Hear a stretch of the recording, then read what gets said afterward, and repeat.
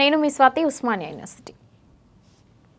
అసలు ఇప్పుడు నేను చెప్పబోయేటువంటి ఈ విషయం ఇంతవరకు ఏ ఛానల్లో కూడా ఎవరు చెప్పకపోవడానికి కారణాలేంటో మనకు తెలీదు. ఒక కాలోజీ టీవీలోనే వచ్చిండొచ్చు నాకు తెలిసి.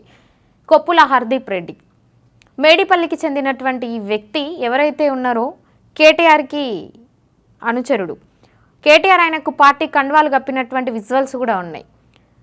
ఇంకా అదే కాకుండా గొంగిడి సునీతా మహేందర్ రెడ్డికి బంధువు అని కూడా సమాచారం తెలుస్తూ ఉంది. ఈయన లాంగ్ డ్రైవ్ కార్ అని ఒకటి నడిపిస్తూ ఉన్నాడు. కార్స్ అనేది ఒకటి సంస్థ నడిపిస్తూ ఉన్నాడు. అందులో పనిచేసేటువంటి అమ్మాయిలు కావచ్చు, ఎవరైతే వర్కర్స్ అబ్బాయిలు ఉన్నారో ఈయన ఎంతవరకు ఎంప్లాయ్మెంట్ కల్పిస్తూ ఉన్నాడు నిజమే.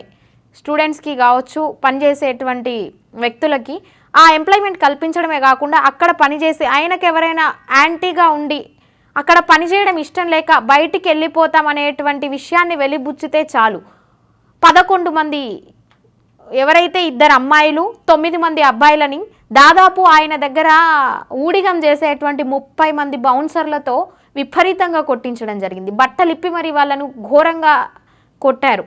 వాళ్ళ శరీరం అనేది అత్యంత దారుణంగా మనకు కనిపిస్తూ ఉంది. అట్లా కొట్టినా కూడా దాదాపు ఈ సంఘటన జరిగి వారం రోజులు కావస్తుంది. ఎవరు కూడా దీని మీద స్పందించింది లేదు. ఏ నాయకుడు కూడా దీని మీద ప్రెస్ మీట్ పెట్టలేదు. మరి ఇంతవరకు పోలీస్ వ్యవస్థ ఎక్కడుంది? ఇంతవరకు ఎందుకు ఆయనను వెలుగులోకి, ఈ సంఘటనను వెలుగులోకి తీసుకోలేకపోతున్నారు?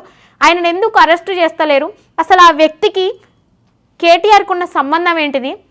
జరుగుతున్నటువంటి ఈ విషయం ఎందుకు ఇంతవరకు వెలుగులోకి రాలేదు అనేటువంటి విషయం మీద పోలీసులు ఎందుకు ఫోకస్ చేయట్లేరు?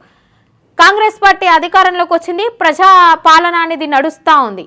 అయినప్పటికీ కూడా ఇలాంటి విషాదకరమైనటువంటి ఘటనలు జరుగుతూనే ఉన్నాయి. దీనిని ఇంకా ఎప్పుడు ప్రజలు స్పందిస్తారు? ఈరోజు ఇక్కడ వీళ్ళకు జరిగింది, రేపు మన ఇంటి దాకా కూడా ఆ సమస్యలు వస్తూ ఉంటాయి. ఎందుకన్నా ప్రజలు ఎందుకు నిద్రపోతూ ఉన్నారు? మహిళా మోర్చా నాయకులని చెప్పుకునేటువంటి కొన్ని ఎన్నో పార్టీలకు అతీతంగా ప్రతి ఒక్క పార్టీలో కూడా వాళ్ళు ఉన్నారు. ఎందుకు ఈ విషయాన్ని బయటికి తీసుకురాలేకపోతున్నారు? 2 అమ్మాయిల్ని బట్టలిప్పి కొట్టడం అనేది చాలా అమానుషమైనటువంటి ఘటన. ఆయన దగ్గర పని చేయనని చెప్తే ఎవరికైనా హక్కు ఉంటుంది, ఎవరికైనా స్వేచ్ఛ ఉంటుంది. ఆ బాండ్ రాసుకోవాల్సినటువంటి అవసరం లేదు. ఇంత టైం పనిచేయాల్సినటువంటి అలాంటి దిగజారినటువంటి వ్యవస్థలో ఇంకా మనుషులు ఈ రోజుల్లో బ్రతుకుతలేరు. కొప్పుల హర్దీప్ రెడ్డి అనేటోడు ఎవడు? వాడికి ఉన్నటువంటి వ్యవస్థ ఏంటిది? వాడికి ఉన్నటువంటి అనుచరులు ఎవరు? ఎందుకు పోలీస్ వ్యవస్థ ఇంతవరకు కూడా ఈ సంఘటనని ఒక కేసుగా ఎందుకు తీసుకోలేకపోతుంది? ఎందుకు అరెస్ట్ చేయలేకపోతుంది? అసలు వీడు ఎటు పోయిండు? పరిస్థితి ఏంటిది? వాళ్ళు రోడ్లపైకి వచ్చి, పోలీస్ స్టేషన్లపైకి వచ్చి ఎవరైతే బాధితులు 11 మంది ఉన్నారో, 9 మంది అబ్బాయిలు కావచ్చు, 2 అమ్మాయిలు కావచ్చు, రోడ్ల మీదకి వచ్చి వాళ్ళకి తగిలినటువంటి దెబ్బలు, వాళ్ళకు ఉన్నటువంటి ఆ శరీర విధానాన్ని బయటికి చూపిస్తూ ఉన్నారు. ఇంకా ప్రజలు కళ్ళు మూసుకొని ఉన్నారు. ఎప్పుడు ప్రశ్నించే వాళ్ళే ప్రశ్నించాలి తప్పితే మాకెందుకులే, మా కుటుంబాలు బాగానే ఉన్నాయి, మేము బాగానే ఉన్నాం, రాజకీయ వ్యవస్థలో మేము ఎక్కడ బలైపోతామో అనేటువంటి విధానాన్ని మనసులో పెట్టుకొని ఈ ఘటనను ముందుకు తీసుకురాలేని ఎంతోమంది రాజకీయవేత్తలు, మేధావులు, నాయకులు ఇప్పటికీ ఉన్నారు. ఎందుకంటే వారం రోజుల నుంచి కూడా దీని మీద ఒక ప్రెస్ మీట్ లేదు. కనీసం ఈ విషయాన్ని వెలుగులోకి తీసుకొచ్చినటువంటి సంఘటన ఇంతవరకు కూడా జరగలేదు. ఏ పార్టీ నుంచి కూడా ఎవరు ముందుకు రావడం లేదు. ఎందుకు? అసలు ఇలాంటి సమాజంలో బ్రతుకుతా ఉన్నాం. ఒక నార్మల్గానే సమాజంలో ఆడపిల్లలను బయటికి పంపించాలన్నా, అక్కడ పని చేయాలన్నా కూడా ముందుకు రానటువంటి ఇప్పుడిప్పుడే కొంచెం మహిళా లోకం బయటకు వస్తూ ఉంది, పరిస్థితులను చక్కదిద్దుతూ ఉంది, సమాజంలో వాళ్ళదైనటువంటి శైలిలో ముందుకు వెళ్తూ ఉన్నారు. ఏ రంగంలో చూసినా కూడా పురుషులకు ధీటుగా కూడా స్త్రీలు ముందుకెళ్తా ఉన్నారనేటువంటి అంశాన్ని మనం 21వ శతాబ్దం, ఇప్పుడు ఈ దశాబ్దంలో ఉండి కూడా ఇక్కడ ఆలోచిస్తున్నటువంటి విధానాలకు ఇట్లానే ఇప్పుడిప్పుడు జరుగుతున్నటువంటి వీటిని ఇంకా డౌట్లకు తీసుకుపోయి ఇంకా ఆడవాళ్ళని వెనక నెట్టేటువంటి సంఘటనలు ఇలాంటివి. ఎందుకంటే హెచ్ఆర్లుగా విలువబడుతున్నటువంటి ఆ 2 అమ్మాయిలను కొట్టినటువంటి విధానం మీరు యూట్యూబ్లో ప్రముఖమైనటువంటి యూట్యూబ్ ఛానళ్ళు కావచ్చు, ఏ శాటిలైట్ ఛానల్లో కూడా ఈ విషయాన్ని బయటకు తీసుకురాలేదు. ఎందుకు ప్రజలకు ఎందుకు తెలియజేయాలని అనుకోవట్లేదు? ఎందుకు ప్రజా సమస్యగా దీన్ని చూడాలనుకోవట్లేదు? అసలు ఈ వ్యక్తికి ఎందుకు శిక్షలు వేయాలనుకోవట్లేదు? సమాజంలో ఒక సంఘటన జరిగింది అంటే, అది ఇంత విషాదకరమైనటువంటి సంఘటన జరిగింది అని అంటే దీన్ని వెలుగులోకి తీసుకొచ్చి వాడికి తగిన శిక్ష వేసి వాడిని అరెస్ట్ చేస్తే పోలీస్ వ్యవస్థ మీద ఒక నమ్మకం, న్యాయ వ్యవస్థ మీద ఒక నమ్మకం, అధికార పార్టీ కావచ్చు, ప్రతిపక్ష పార్టీలు కావచ్చు, ఇంతకు ముందు ఉన్నటువంటి అధికార పార్టీలు కావచ్చు, వాళ్ళ అనుచరులు చేసినటువంటి దురాక్రమణలు ఎన్నో ఈరోజు వెలుగులోకి వస్తూ ఉన్నాయి. వాళ్ళని ఎందుకు శిక్షిస్తలేరు? ఎక్కడా కూడా శిక్షించడం అనేది కనిపిస్తలేదు. టీఎస్పీఎస్సీ అవకతవకలు జరిగి అంతమంది నిరుద్యోగులను వాళ్ళ గోసను పుచ్చుకున్నటువంటి జనార్దన్ రెడ్డిని ఫేర్వెల్ పార్టీ ఇచ్చి పంపించారు.